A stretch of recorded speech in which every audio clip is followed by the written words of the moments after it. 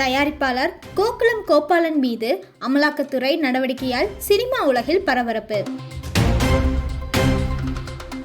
சட்டவிரோதமான பணப்பரிமாற்றம் செய்ததற்காக குற்றச்சாட்டு எழுந்ததை அடுத்து தயாரிப்பாளர் கோகுலம் கோபாலனுக்கு சொந்தமான கோகுலம் சிட்பண்ட் நிதி நிறுவனம் மற்றும் அவரது சினிமா நிறுவனங்களில் வருமான வரித்துறை அதிகாரிகள் சோதனை நடத்தினர். இதில் சட்டவிரோத பணப்பரிவர்த்தனை நடந்தது உறுதி செய்யப்பட்டதாக அதிகாரிகள் தெரிவிக்கின்றனர். அதன் பின்னணியில் அமலாக்கத்துறை விசாரணையை தீவிரமாக மேற்கொண்டு வருகிறது.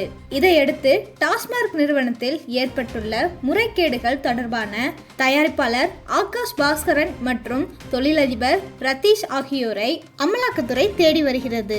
இந்நிலையில் தமிழ் சினிமாவில் தற்பொழுது அதிகம் பேசப்படும் பெயராக ஆகாஷ் பாஸ்கரன் உள்ளார். முன்னணி நடிகர்கள் சிம்பு, தனுஷ், சிவகார்த்திகேயன் ஆகியோரின் படங்களை ஒரே நேரத்தில் தயாரிக்கும் அளவுக்கான செல்வாக்கு அவரிடம் உள்ளது.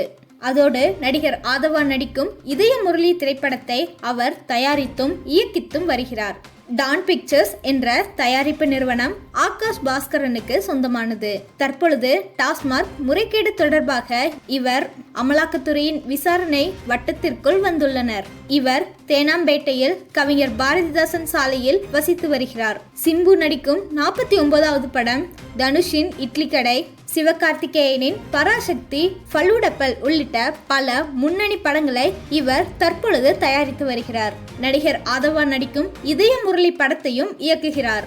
உதவி இயக்குனராக திரையுலகில் காலடி வைத்த ஆகாஷ் பாஸ்கரன் குறுகிய காலத்தில் தயாரிப்பாளராக வளர்ந்தவர். தற்பொழுது வெளிநாடுகளில் இருந்து சட்டவிரோதமாக முதலீடு செய்யப்பட்டிருக்கலாம் என்னும் சந்தேகத்தின் பேரில் அமலாக்கத்துறை தீவிர விசாரணை நடத்தி வருகின்றது. அவரது வெளிநாட்டு பயணங்களின் விவரங்களும் சேகரிக்கப்பட்டுள்ளன.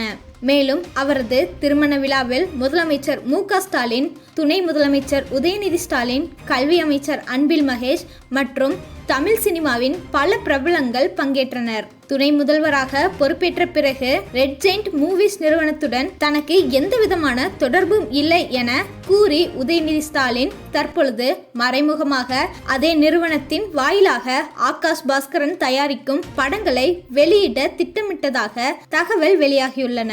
இதன் மூலம் அவர் அரசியலுக்கு பிறகும் திரையுலகத்தின் மீது தாக்கத்தை செலுத்த விரும்புகிறார் என கூறப்படுகிறது.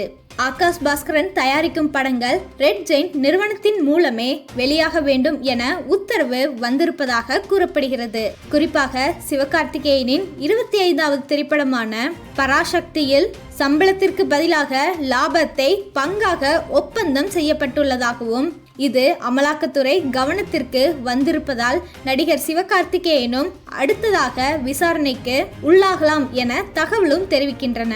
மேலும் ரெட் ஜெயிண்ட் நிறுவனத்துடன் இணைந்துள்ள ஒரு தொண்டு நிறுவனமும் தற்பொழுது சந்தேகத்தின் சூழலில் சிக்கியுள்ளதாக கூறப்படுகிறது. தனுஷ் உள்ளிட்ட பல முன்னணி நடிகர்கள் லாபத்தில் பங்கு கோரி வருவதாகவும் தகவல் வெளியாகியுள்ளன. ஆகாஷ் பாஸ்கரனின் டான் பிக்சர்ஸ் நிறுவனத்துடன் ஒப்பந்தம் வைத்துள்ள நடிகர்கள், நடிகைகளுக்கு அமலாக்கத்துறை சமன்களை அனுப்பும் நிலை உருவாகி வருகின்றது. இந்த சூழலில் உதயநிதியின் ஆழமான தாக்கம் தமிழ் சினிமாவின் சுதந்திரத்துக்கு சவாலாக மாறுகிறது என சில தயாரிப்பாளர்கள் வேதனை தெரிவிக்கின்றனர். இதே போல செய்திகளை உடனுக்குடன் தெரிஞ்சுக்கொள்ள சதுரங்க மீடியாவை சப்ஸ்கிரைப் பண்ணிட்டு எங்க சேனல்ல இருக்கிற வீடியோக்களையும் பார்த்து தெரிஞ்சுக்கோங்க. நன்றி. இது சதுரங்க மீடியா வழங்கிய சதுரங்க செய்திகள்.